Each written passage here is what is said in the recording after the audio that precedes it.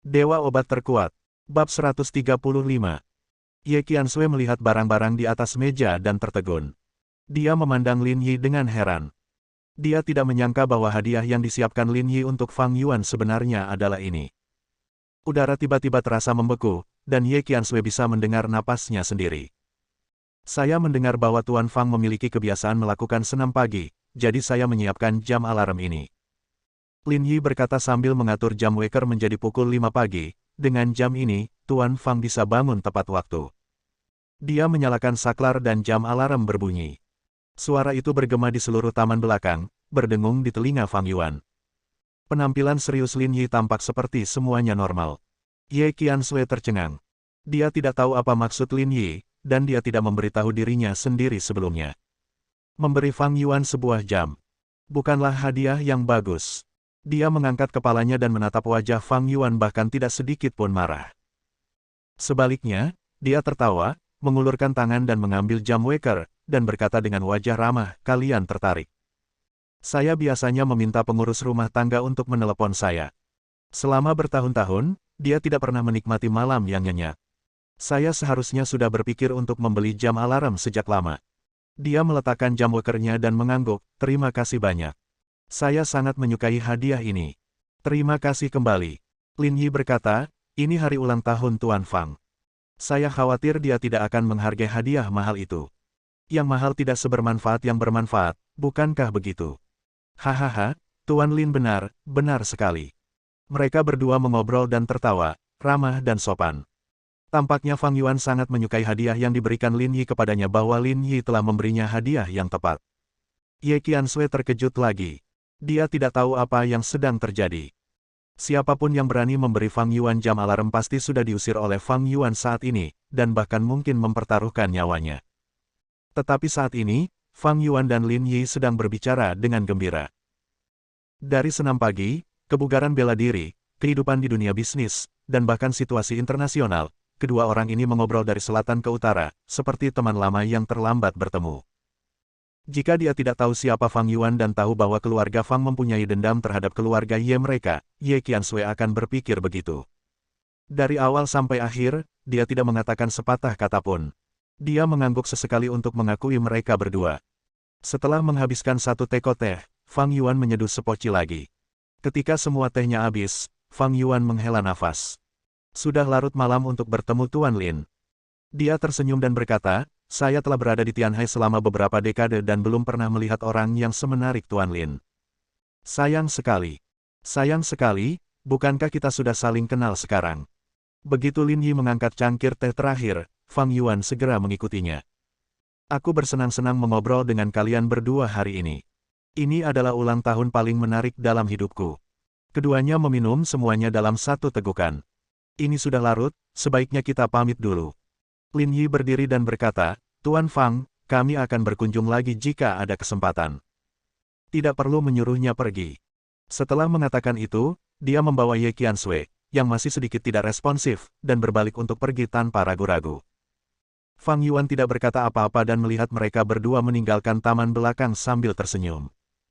Begitu Lin Yi dan yang lainnya menghilang di luar pintu, wajah Fang Yuan berubah suram, dan ada aura pembunuh yang kuat di antara alisnya. Dia melihat cangkir teh yang diminum Lin Yi dan menyipitkan matanya. Rasa dingin di kedalaman matanya membuat udara di sekitarnya tampak membeku seketika. "Beri aku bel, haha."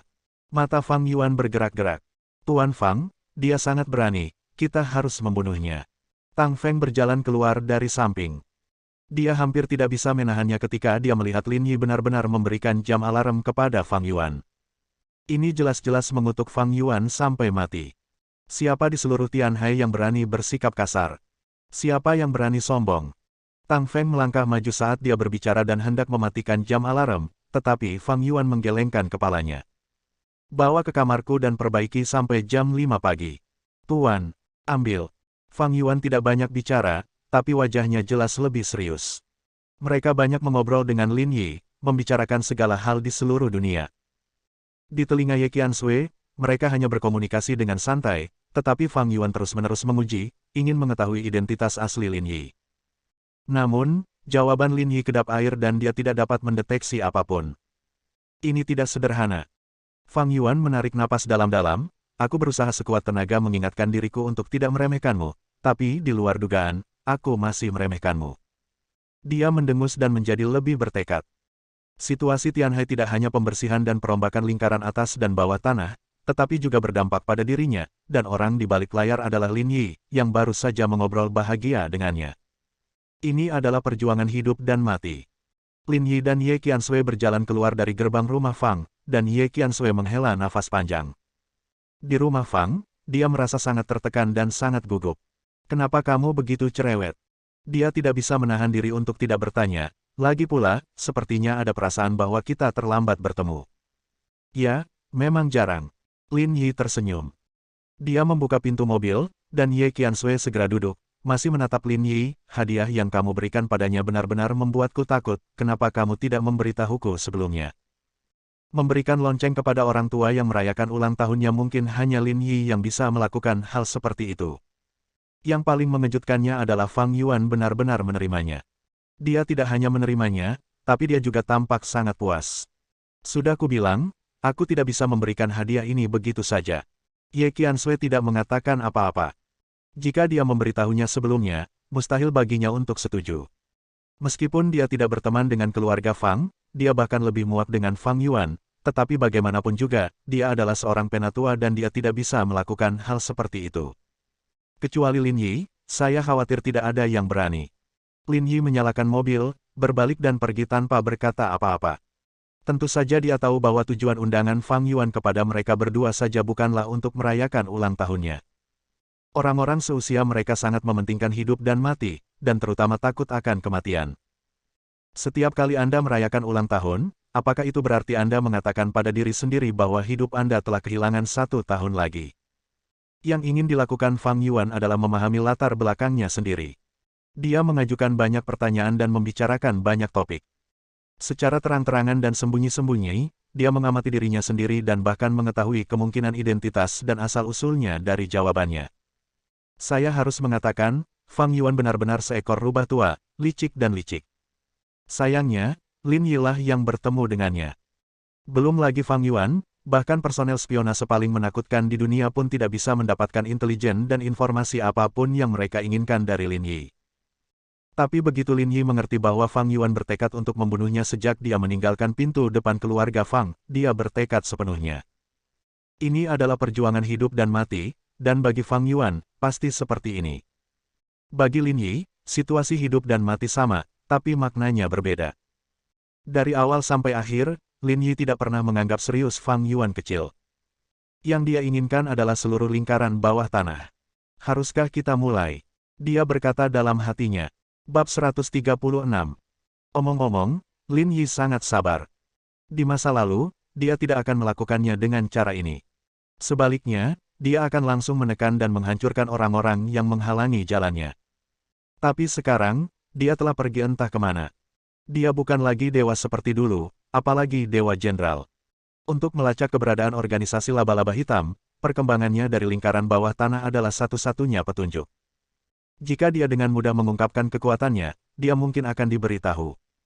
Lin Yi tahu betul betapa liciknya orang-orang itu. Mereka tidak dapat menemukan apapun selama lebih dari 20 tahun. Seberapa dalam mereka bisa menyembunyikannya? Lin Yi tidak bisa memikirkan siapa yang akan terlibat dalam rantai kepentingan yang begitu besar pada akhirnya. Tapi tidak peduli siapa yang terlibat, selama itu terkait dengan tragedi musnahnya keluarga Lin, Lin Yi tidak akan pernah menunjukkan belas kasihan. Perseteruan darah. Harus membayar. Tanpa kendala menjadi jenderal dewa, dia bisa membalas dendam dengan cara apapun. Dia tahu bahwa gurunya mengetahui hal ini lebih baik. Itu sebabnya dia menyetujui kepergian Lin Yi. Jika tidak, mengingat status dan identitas Lin Yi, bahkan jika dia tahu siapa pembunuhnya, dia mungkin tidak bisa membalas dendam. Identitas dan posisinya akan membatasi dirinya. Ada beberapa hal yang tidak boleh dilakukan Lin Yi. Lin Yi sedang mengemudikan mobil, memikirkan hal-hal ini di benaknya. Udara dingin di matanya membuat suhu di dalam mobil serasa turun drastis. Lin Yi. Wajah Ye Qiansui sedikit rumit, dan dia menoleh ke arah Lin Yi. Apakah kamu baik-baik saja? Lin Yi pulih, ada apa? Saya baik-baik saja. Ye Qiansui menatap wajah Lin Yi dengan serius dan menatap matanya. Dia baru saja melihat dengan jelas bahwa mata Lin Yi setajam pisau, dengan rasa dingin dan keganasan yang membuatnya merasa sangat aneh. Tidak apa-apa. Ye Qiansui tidak menanyakan pertanyaan lebih lanjut. Dia tahu bahwa apa yang dialami Lin Yi selama 6 tahun terakhir pasti di luar imajinasinya. Jika Lin Yi tidak memberitahunya, dia tidak akan bertanya. Dia takut itu adalah pengalaman yang tidak ingin disebutkan oleh Lin Yi, dan itu adalah lukanya. Jika ada yang bisa kulakukan, kau harus memberitahuku. Ye Qiansui berkata dengan lembut. Aku tahu kemampuanku terbatas, tapi aku benar-benar ingin membantumu, bukan karena aku ingin memberikan kompensasi padamu, kamu bisa mengerti. Lin Yi mengangguk. Jika aku butuh bantuan, orang pertama yang terpikir olehku adalah kamu. Mendengar kata-kata Lin Yi, Ye Qiansui merasa sedikit senang, tapi itu tidak terlihat di wajahnya. Dia bersenandung pelan, lalu menoleh dan melihat keluar jendela mobil dengan kesurupan.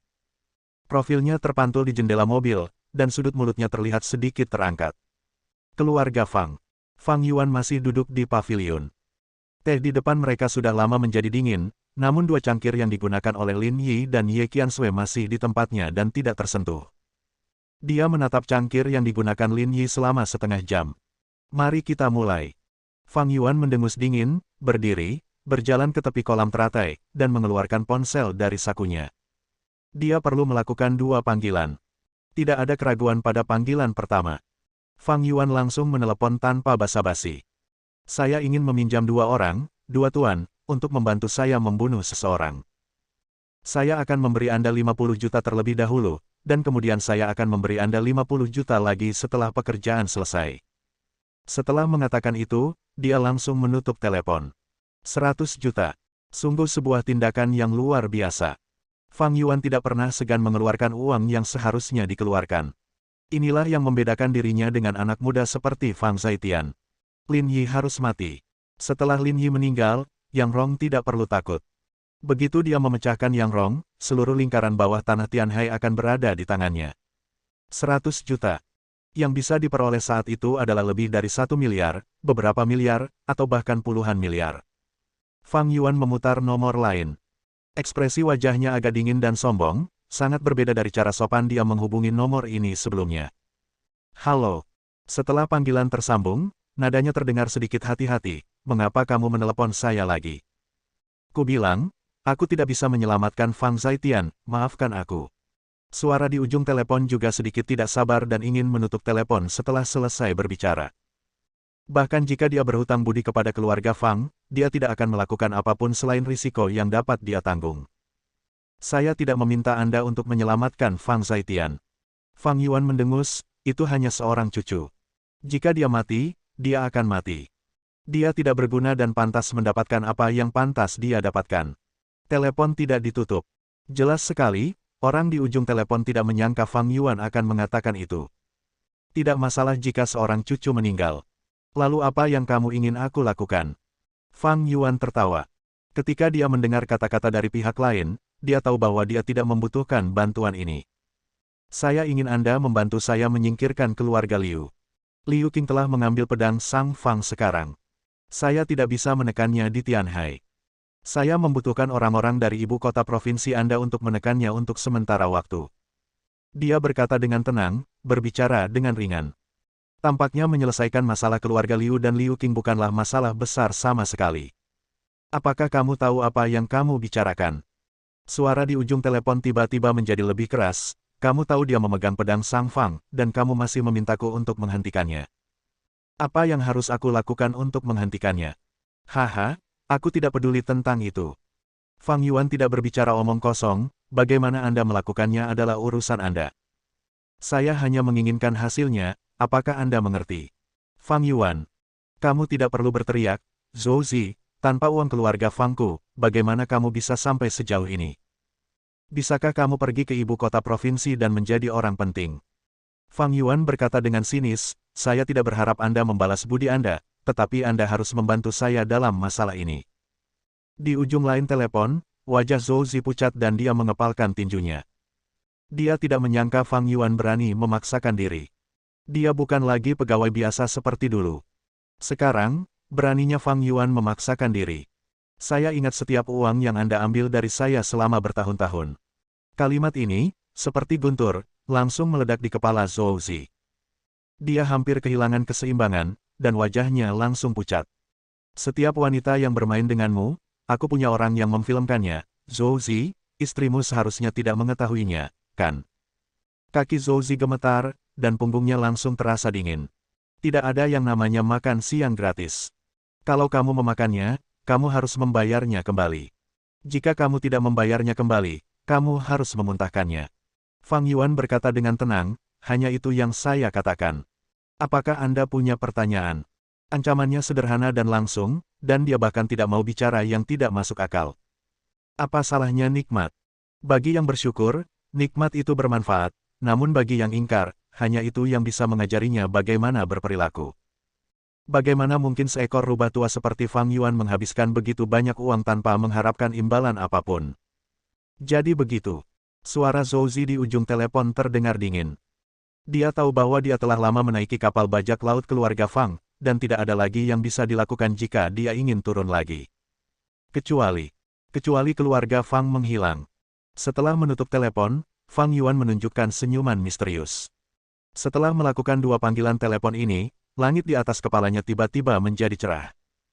Dia sepertinya telah melihat bahwa seluruh langit dan lautan berada di bawah kendali keluarga Fangnya. Apakah itu lingkaran di atas tanah atau lingkaran bawah tanah, Fang Yuan lah yang memiliki keputusan akhir. Bersambung.